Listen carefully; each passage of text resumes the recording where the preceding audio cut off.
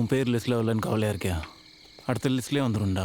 டேய் சை, அதெல்லாம் ஒன்றும் இல்லைடா. எனக்கு கிடைச்சதை விட உனக்கு கிடைச்சது எனக்கு சந்தோஷம்தான். நீயாவது சீக்கிரம் வீட்டுக்கு போய் குழந்தைய பார்ப்பல. அப்புறம் ஏன் எப்படி இருக்க? உங்களோடலாம் இருக்கும்போது ஒன்றும் தெரிலடா. ஆனால் தனியாக இருக்கும்போது வீட்டு ஞாபகமாகவே இருக்குது. எப்போ ஊருக்கு போகிறது, எப்போ எல்லாரையும் பார்க்கறது நான் ஆசையாக்குதுடா. குறைஞ்சபட்சம் மனசு விட்டு பேசணும்னு தோணுது. என்னடா எப்படி சொல்லிட்ட? அப்புறம் என்கிட்ட மனசு விட்டு பேசலையா?